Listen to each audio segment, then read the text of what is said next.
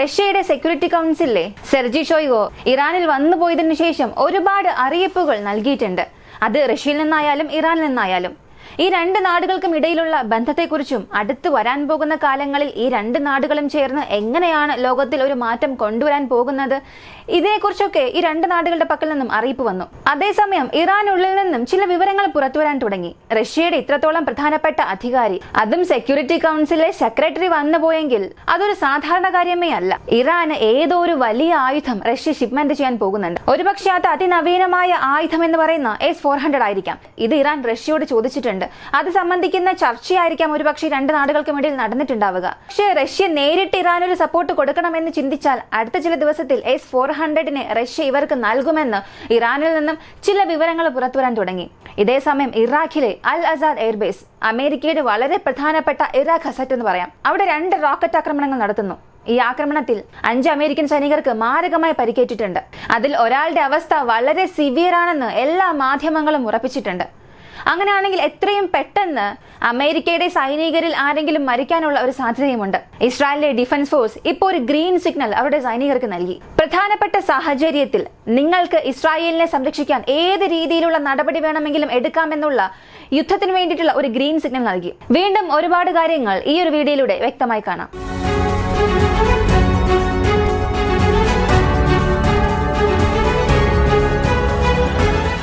കഴിഞ്ഞ 14 മണിക്കൂറിനുള്ളിൽ ഈ രണ്ട് നാടുകൾക്കുമിടയിൽ ഒരു വലിയ സംഘർഷം എന്നതിനപ്പുറം ഈ രണ്ട് നാടുകളെയും ഒരു യുദ്ധത്തിനടുത്തേക്ക്, വളരെ അടുത്തേക്ക് കൊണ്ടുവന്നിട്ടുണ്ട്. ഇറാനിൽ റഷ്യയുടെ സെർജി ഷോയ്ഗു വന്നു, തിരിച്ചു പോവുകയും ചെയ്തു. അതേസമയം ഇസ്രായേലിലും അമേരിക്കയിലെ കുറില്ല ഈ രണ്ട് നാടുകളും പ്രത്യേകം അവരുടെ സൗഹൃദ നാടുമായി ഒരു പ്രധാനപ്പെട്ട ചർച്ച നടത്തിയതിൽ വളരെ ശ്രദ്ധയാകർഷിച്ചിരിക്കുന്നത് ഇറാനിൽ റഷ്യ വന്ന കാര്യമാണ്. ഈ റഷ്യയുടെ മീറ്റിംഗ് ആണ്. കാരണം റഷ്യയെ സംബന്ധിച്ച് ഇറാനും റഷ്യയ്ക്കും ഇടയിൽ നല്ലൊരു ബന്ധമുണ്ട്. പ്രധാനമായും റഷ്യ ഉക്രൈൻ യുദ്ധം ആരംഭിച്ചതിന് ശേഷം റഷ്യയ്ക്ക് കൂടുതൽ ഉക്രൈൻ യുദ്ധത്തിൽ റഷ്യ ഇപ്പോഴും അങ്ങനെ നിലനിൽക്കുന്നുണ്ടെങ്കിൽ അതിന്റെ പ്രധാന കാരണം ഇറാനാണ്. അവർ നൽകിയ ഡ്രോൺസ് അല്ലെങ്കിൽ അവരുടെ ഡ്രോൺ ടെക്നോളജി ഉപയോഗിച്ചാണ് ഉക്രൈന്റെ ആക്രമണങ്ങളെല്ലാം തടഞ്ഞത്. ഉക്രൈന്റെ ആക്രമണത്തിൽ റഷ്യയെ ശക്തമായി പ്രതിരോധിച്ചതിൽ വലിയൊരു പങ്ക് ഇറാനുണ്ട്. അങ്ങനെയുള്ള ഇറാന് റഷ്യയുടെ സഹായം തീർച്ചയായും ഉണ്ടാകും.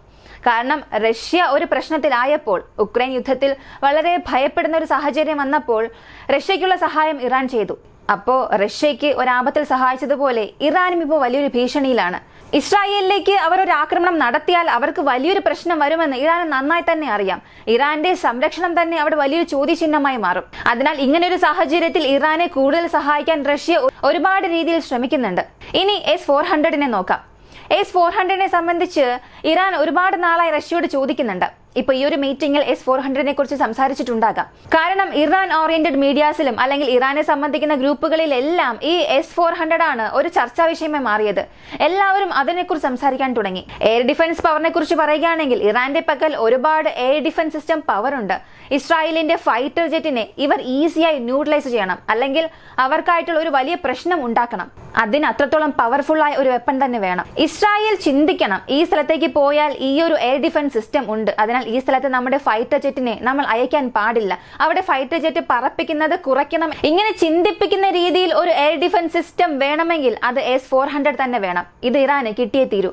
അത് ഇറാൻ ഇവിടെ ചോദിച്ചിട്ടുണ്ട്. എത്രയും പെട്ടെന്ന് റഷ്യയിൽ നിന്ന് അതും വരുമെന്ന് ഒരുപാട് തിയറികൾ ഇപ്പോൾ സംസാരിക്കാൻ തുടങ്ങിയിട്ടുണ്ട്. എന്നാൽ സത്യത്തിൽ ഉടൻ തന്നെ S-400 വരുമോ എന്ന് നമുക്ക് പറയാൻ സാധിക്കില്ല. കാരണം ഒരു 2 ദിവസത്തിൽ ഇറാന്റെ പ്രതികാര ആക്രമണം നടക്കുന്നു എന്ന് കരുതുക. എന്നാൽ ഒരാഴ്ചയ്ക്ക് മുൻപെങ്കിലും S-400 ഇൻസ്റ്റാൾ ചെയ്താൽ മാത്രമേ ഒരു വലിയ ഭയം ഇസ്രായേലിന് നൽകാൻ സാധിക്കുകയുള്ളൂ. അതിനാൽ ഈ ഒരാഴ്ചയിൽ റഷ്യയെ കൊണ്ട് ഇറാൻ അത് നൽകാൻ സാധിക്കുമോ എന്ന് ചോദിച്ചാൽ, പ്രാക്ടിക്കലായി ഇതിന്റെ സാധ്യത ഉണ്ടോ എന്ന് ചോദിച്ചാൽ തീർച്ചയായും ഇല്ല. ഈ യുദ്ധ സാഹചര്യത്തിൽ പ്രധാനപ്പെട്ട സഹായങ്ങൾ റഷ്യ നൽകിയാലും S-400 യൂണിറ്റ് മുഴുവനായും റഷ്യക്ക് നൽകാൻ കഴിയുമെങ്കിലും അതിലും റഷ്യക്ക് ചില പ്രശ്നങ്ങളുണ്ട്. നേരത്തെ ഇന്ത്യ പോലും കാത്തിരിക്കുന്നുണ്ട് ഞങ്ങൾക്ക് വരാനുള്ള 2 കംപ്ലീറ്റ് യൂണിറ്റ് വന്നില്ല എന്ന്. ഇപ്പോൾ റഷ്യ അവരുടെ ആക്റ്റീവായിട്ടുള്ള റേഡാർസ് അല്ലെങ്കിൽ അവരുടെ ആക്റ്റീവായിട്ടുള്ള S-400 എടുത്ത് ഇറാന് കൊടുക്കുക എന്നത് മാത്രമേ ഒരു സാധ്യതയായിട്ടുള്ളൂ. എന്നാൽ അതിനും ചില പ്രശ്നങ്ങൾ അവിടെ വരുന്നുണ്ട്. കാരണം റഷ്യയുടെ റേഡാർ സ്റ്റേഷൻസിനെ ലക്ഷ്യമിട്ട് ഉക്രൈന്റെ ആക്രമണങ്ങൾ നടന്നുകൊണ്ടിരിക്കുന്നത് കൊണ്ട് റഷ്യ അവിടെ ഒരല്പം ചിന്തിക്കും. അതിനാൽ S-400 ഇറാന് കൊടുക്കുന്നത് ഇപ്പോൾ പ്രാക്ടിക്കലി പോസിബിൾ ആയ കാര്യമേ അല്ല. എന്നാൽ പ്രധാനപ്പെട്ട മറ്റേതെങ്കിലും ആയുധങ്ങൾ, പ്രധാനപ്പെട്ട മിസൈൽ കോമ്പണൻസ് എന്തെങ്കിലും തീർച്ചയായും ഇറാനിലേക്ക് വരും. അതിനെക്കുറിച്ചുള്ള ഒഫീഷ്യലായ അറിയിപ്പുകൾ എത്രയും പെട്ടെന്ന് തന്നെ ഇറാനിൽ നിന്ന് വരാൻ പോകുന്നു. അതുകൂടാതെ ഇപ്പോൾ ഇസ്രായേൽ ഒരു അറിയിപ്പ് നൽകിയിട്ടുണ്ട്. മൊസാദിന്റെ വിവരമനുസരിച്ച് ഇറാന്റെ മിസൈൽ മൂവ്മെന്റ്സ് വലിയ രീതിയിലൊന്നും കാണാൻ സാധിക്കുന്നില്ല. ഇറാന് ആക്രമണം നടത്താൻ ഇനിയും ചില ദിവസങ്ങൾ എടുക്കേണ്ടി വരുമെന്നാണ് കരുതുന്നത്. ഇങ്ങനെയാണ് അവർ പറഞ്ഞത്. ഇതിന് പെട്ടെന്ന് ഇറാൻ പറഞ്ഞൊരു മറുപടി. IRGC പറഞ്ഞത്, നിങ്ങൾ മുകളിൽ തിരഞ്ഞാൽ എങ്ങനെയാണ് മിസൈൽസിന്റെ മൂവ്മെന്റ്സ് അറിയാൻ സാധിക്കുക? ഞങ്ങളുടെ പക്കൽ അണ്ടർഗ്രൗണ്ട് സിറ്റീസ് ഉണ്ടല്ലോ. അണ്ടർഗ്രൗണ്ടിൽ ഒരുപാട് ബങ്കേഴ്സ് പോലെ ഒരുപാട് ഗ്രാമങ്ങൾ നിർമ്മിക്കുന്ന രീതിയിൽ വളരെ സുരക്ഷിതമായ സ്ഥലങ്ങളിൽ മിസൈൽസ് ലോഞ്ച് സൈറ്റ്സ് ഉണ്ട്. പ്രത്യേകം പറഞ്ഞാൽ അവരുടെ വിമാനങ്ങളെ പോലും അകത്ത് സ്റ്റോർ ചെയ്ത് വയ്ക്കാൻ കഴിയുന്ന രീതിയിൽ അണ്ടർഗ്രൗണ്ട് ഭൂമിക്കടിയിൽ ഒരുപാട് തുരങ്കങ്ങളുണ്ട്. വളരെ സുരക്ഷിതമായ സ്ഥലങ്ങളിൽ ഇറാന്റെ മിസൈൽസ് വച്ചിട്ടുണ്ട്. അതിൽ നിന്ന് മിസൈൽസ് നിങ്ങൾക്ക് പ്രതീക്ഷിക്കാം. എല്ലാവരും എന്തുകൊണ്ടാണ് മുകളിൽ തന്നെ തിരയുന്നത്? ഭൂമിക്കടിയിൽ നിങ്ങൾക്കായിട്ടുള്ള ഒരു വലിയ സർപ്രൈസ് കാത്തിരിക്കുകയാണ് എന്ന് ഇറാനും ഒരു മറുപടി നൽകി. ഇത് കൂടാതെ ലബനനിൽ ഇപ്പോൾ സംഘർഷാവസ്ഥ അധികമാകുന്നുണ്ട്.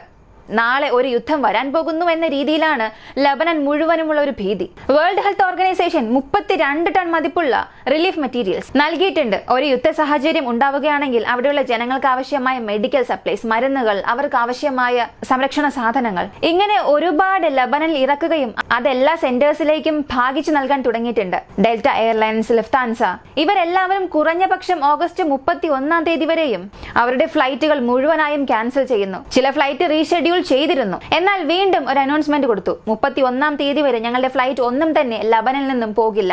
അതുപോലെ ഇറാന്റെ എയർ സ്പേസും ഞങ്ങൾ ഉപയോഗിക്കില്ല എന്ന്. കാരണം ഈ സ്ഥലത്ത് വളരെ ഭീതി അധികമായിട്ടുണ്ട്. ഈ ഒരു റിസ്ക് ഞങ്ങൾ പാസഞ്ചേഴ്സിനോ ഞങ്ങളുടെ എയർലൈൻസ് ക്രൂ മെമ്പേഴ്സിനോ ഞങ്ങൾ നൽകാൻ ആഗ്രഹിക്കുന്നില്ല. അതിനാൽ ഞങ്ങളുടെ എയർലൈൻസിന്റെ സേവനം ഈ പ്രത്യേക ദിവസത്തിൽ ഞങ്ങൾ അവസാനിപ്പിക്കുന്നുവെന്ന് അവരും ഒരു അറിയിപ്പ് കൊടുത്തു.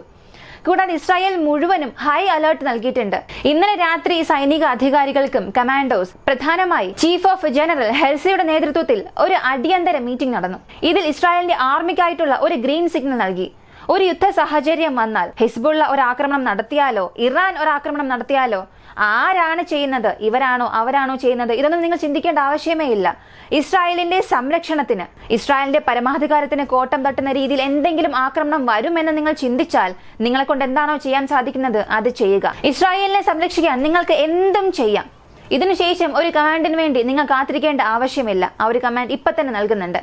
ആരെല്ലാമാണോ ഇസ്രായേലിനെതിരെ ആയുധങ്ങൾ തൂക്കുന്നത് അവരെല്ലാം നശിപ്പിക്കാനുള്ള മുഴുവൻ അധികാരവും ഇപ്പോൾ ഇസ്രായേലിലെ സൈനികർക്ക് നൽകിയിട്ടുണ്ട്. വെസ്റ്റ് ബാങ്കിൽ ഇസ്രായേലിന്റെ ആക്രമണത്തിന്റെ തീവ്രത കഴിഞ്ഞ 24 മണിക്കൂറിൽ വളരെ അധികമായിട്ടുണ്ട്. ഒരു വീഡിയോ പബ്ലിഷ് ചെയ്തിരുന്നു. വെസ്റ്റ് ബാങ്കിലുള്ള മീഡിയാസ് അവരുടെ സോഴ്സസ് ആണ് പബ്ലിഷ് ചെയ്തത്. സാധാരണ ഒരു പച്ചക്കറി വണ്ടി ഒരുപാട് സമയമായി ഒരു സ്ഥലത്ത് നിൽക്കുകയാണ്. അല്പസമയം കഴിഞ്ഞ് ഒരു കൂട്ടം ആളുകൾ നടന്നു പോവുകയാണ്. പെട്ടെന്ന് ആ കതക് തുറന്ന് അകത്തു നിന്ന് 15-ൽ കൂടുതൽ IDF സോൾജേഴ്സ് ഇറങ്ങി വരികയും അവരെല്ലാവരെയും അറസ്റ്റ് ചെയ്യുന്നു. ചില സ്ഥലങ്ങളിൽ വെടിവയ്പ് നടന്നിട്ടുണ്ട്. ഇന്നലെ രാത്രി മാത്രം ഈ ഒരു വെടിവെപ്പിൽ വെസ്റ്റ് ബാങ്കിലെ 4 പേരെ ഇസ്രായേൽ കൊന്നതായി വെസ്റ്റ് ബാങ്കിലുള്ള മീഡിയാസ് ഒരു അറിയിപ്പ് നൽകിയിട്ടുണ്ട്. IDFും ഇത് പറഞ്ഞു. സ്പെഷ്യൽ ഓപ്പറേഷൻ വെസ്റ്റ് ബാങ്കിൽ നടക്കുന്നുണ്ട് എന്ന്. ഇതിനെക്കുറിച്ചുള്ള വിവരങ്ങൾ എത്രയും പെട്ടെന്ന് ഞങ്ങൾ അറിയിക്കുമെന്ന് ആ ഒരു ഓപ്പറേഷനെ കുറിച്ചും IDF കൺഫേം ചെയ്തു. ഇപ്പൊ ഇസ്രായേലിനെ സംബന്ധിച്ച് അവർ ഓരോ സ്ഥലങ്ങളെയും ആക്രമിക്കുകയാണ്. ഏതൊക്കെ സ്ഥലത്താണോ ടാർഗറ്റ്സ് അധികമുള്ളത് അവിടെ എല്ലാം ആക്രമിക്കുകയാണ്. അവർ ടാർഗറ്റ് ഐഡന്റിഫിക്കേഷൻ ചെയ്ത് ന്യൂട്രലൈസ് ചെയ്യാൻ തുടങ്ങി. അതേസമയം ഹെസ്ബുള്ളയും ഒരു ക്രോസ് ബോർഡർ ഫയറിംഗ് നടത്തി. റോക്കറ്റ് ആക്രമണമല്ല, ഡ്രോൺ ആക്രമണമല്ല, മാനുവലായി ഇസ്രായേലിലെ സൈനികരും മറ്റൊരു ഭാഗത്ത് ഹെസ്ബുള്ള ഗ്രൂപ്പിലെ ഫൈറ്റേഴ്സും തമ്മിൽ മാനുവലായി തന്നെ ഗൺ ഫൈറ്റ് നടത്താൻ തുടങ്ങി. ഇതൊരു സാധാരണ കാര്യമേ അല്ല, വളരെ സീരിയസ് ആയ കാര്യമാണ്. കാരണം ഡ്രോൺ ഉപയോഗിച്ച് ആക്രമിക്കുക, മിസൈൽ ഉപയോഗിച്ച് ആക്രമിക്കുക അത് മറ്റൊരു രീതിയാണ്. എന്നാൽ മാൻ ടു മാൻ ഇതുപോലെ ഗൺസ് ഉപയോഗിച്ച് ഫൈറ്റ് ചെയ്യുക എന്നുള്ളത് വളരെ ഭീതി നിറഞ്ഞ ഒരു പ്രശ്നം തന്നെയാണ്. എങ്ങനെയാണോ ഇന്ത്യക്കും പാകിസ്ഥാനും ഇടയിൽ ഇങ്ങനെയുള്ള സംഭവങ്ങൾ നടക്കുന്നത്, ബോർഡറോട് ചേർന്ന് നടക്കുന്നത്, അതുപോലൊരു പ്രശ്നത്തിലേക്ക് ഇപ്പോൾ ഇസ്രായേലും ഹെസ്ബുള്ളയും തള്ളപ്പെട്ടിട്ടുണ്ടെന്ന് പറയാം. ഇതൊരു ഭാഗത്ത് പോകുമ്പോൾ ഇറാഖിലുള്ള അൽ അസാദ് എയർബേസ് അമേരിക്കയുടെ വളരെ പ്രധാനപ്പെട്ട അസറ്റ് ആണിത്. കാരണം ഇത് മിഡിൽ ഈസ്റ്റിനെ കൺട്രോളിൽ വെക്കുന്നതിന് അമേരിക്കയുടെ ഒരു കീ ബേസ് ആണ്. ഒരു ലോജിസ്റ്റിക് ഹബ്ബ് പോലെ അമേരിക്ക ഇത് ഉപയോഗിക്കുന്നുണ്ട്. പെട്ടെന്ന് അവിടെ ആ ഒരു ബേസിനെ നോക്കി റോക്കറ്റ് ആക്രമണം നടക്കുന്നു. ഈ ഒരു ആക്രമണം നടന്നതും ഇറാന്റെ ബാക്ക് ആൻഡ് മിലിറ്റൻസ് ഗ്രൂപ്പായ അൽ തബ്രിയോൺ ഇതിനായിട്ടുള്ള ക്ലെയിം എടുത്തു. ഞങ്ങളാണ് ഈ ആക്രമണം ചെയ്തത്. ഇതിനുശേഷം ഇതുപോലുള്ള ആക്രമണം നിങ്ങളുടെ ബേസുകളിൽ ചെയ്യാൻ ഞങ്ങൾ തയ്യാറാണ് എന്ന്. ഇതിൽ കാഷ്വാലിറ്റീസ് എന്നത് അമേരിക്കയ്ക്ക് ഉണ്ടാകാനുള്ള സാധ്യത കൂടുതലാണ്. കാരണം റോയിട്ടേഴ്സിന്റെ വിവരമായാലും അൽ ജസീറ കൂടാതെ ഒരുപാട് വെസ്റ്റേൺ മീഡിയാസ് ഇതിനെക്കുറിച്ച് സ്ഥിരീകരിച്ചിട്ടുണ്ട്. 5 പേർക്ക് സിവിയർ ഇഞ്ചുറി ഉണ്ടായിട്ടുണ്ട്. അമേരിക്കയ്ക്ക് ഒരു സൈനികനെ നഷ്ടപ്പെടാൻ സാധ്യതയുണ്ടെന്ന് ഈ ഒരു ആക്രമണത്തെ അടിസ്ഥാനമാക്കി വിവരങ്ങൾ വന്നു. ഈ ഒരു സംഭവം നടന്ന് അവസാനിച്ചതിനു ശേഷം വൈറ്റ് ഹൌസിൽ അമേരിക്കയുടെ പ്രസിഡന്റ് ബൈഡനും അമേരിക്കയുടെ വൈസ് പ്രസിഡന്റ് കമല ഹാരിസും ഒരുപാട് പ്രധാനപ്പെട്ട സൈനിക അധികാരികൾ എല്ലാവരും ചേർന്ന് ഒരു എമർജൻസി മീറ്റിംഗ് നടത്തുന്നു. ഇതിന് മുൻപ് നടന്നത് കമാൻഡോസിനായിട്ടുള്ള ഒരു മീറ്റിംഗ് ആണ്. ഇപ്പോൾ അമേരിക്കയുടെ പ്രസിഡന്റും വൈസ് പ്രസിഡന്റും ഇങ്ങനെ എല്ലാവരും ഈ ഒരു ആക്രമണം നടന്നതിന് ശേഷം ഒരു എമർജൻസി മീറ്റിംഗ് നടത്തുകയും അതിനെ സംബന്ധിക്കുന്ന ഒരു ആലോചന നടത്തി. മീറ്റിംഗിന് ശേഷം ഒരു ഹൈ അലർട്ട് നൽകി. അമേരിക്കയുടെ എംബസി എല്ലാം എവിടെയാണോ ഉള്ളത് അവിടെ എല്ലാം റെഡ് അലർട്ട് കൊടുത്തിട്ടുണ്ട്. കനത്ത സുരക്ഷ ഏർപ്പാടാക്കി. ബാഗ്ദാദിലെ അമേരിക്കയുടെ എംബസിക്ക് 3 ഘട്ട സംരക്ഷണം നൽകിയിട്ടുണ്ട്. ആ സ്ഥലത്ത് തീർച്ചയായും ഒരു ആക്രമണം നടക്കാം. അതിനെ തിരിച്ചടിക്കാൻ കൂടുതൽ സംരക്ഷണം എല്ലാ എംബസിയിലും ഇപ്പോൾ നൽകിയിട്ടുണ്ട്. ബാഗ്ദാദിലുള്ള എംബസിയിൽ കൂടുതൽ പ്രൊട്ടക്ഷൻ നൽകിയിട്ടുണ്ട്. അമേരിക്ക ഇങ്ങനെ അവരുടെ സുരക്ഷ ബലപ്പെടുത്തിക്കൊണ്ടിരിക്കുന്ന അതേസമയം പെട്ടെന്ന് ഇറാനിലെ ഇഫാൻ പ്രവിശ്യയിൽ ഒരു 3 പൊട്ടിത്തെറി ശബ്ദം കേൾക്കുന്നു. ചില സെക്കൻഡ് ഗ്യാപ്പിൽ 3 പൊട്ടിത്തെറികൾ ഉണ്ടാകുന്നു. ഉടൻ എല്ലാവരും ചിന്തിച്ചത്, അതായത് മീഡിയയിൽ ഈ പൊട്ടിത്തെറിയെ കുറിച്ച് അവർ പറഞ്ഞത്, ഇറാനുള്ളിൽ എന്തോ ഒരു സംഭവം നടക്കുന്നു. ഇറാന്റെ ഇഫാൻ പ്രവിശ്യയ്ക്ക് അടുത്ത് ഒരുപാട് പൊട്ടിത്തെറി ശബ്ദം കേട്ടു. അങ്ങനെയാണെങ്കിൽ ഇസ്രായേൽ ആക്രമിച്ചോ? ഇറാൻ അവരെ ആക്രമിക്കുന്നതിന് മുൻപ് ഇസ്രായേൽ ഒരു പ്രിഎംപ്റ്റീവ് ആക്രമണം നടത്തിയോ എന്ന് എല്ലാവരും ചിന്തിച്ചുകൊണ്ടിരുന്നപ്പോൾ ഇറാൻ അതിന്റെ വിശദീകരണം നൽകി. ഇല്ല, നിങ്ങൾ ചിന്തിക്കുന്നത് പോലെ ഒന്നുമല്ല.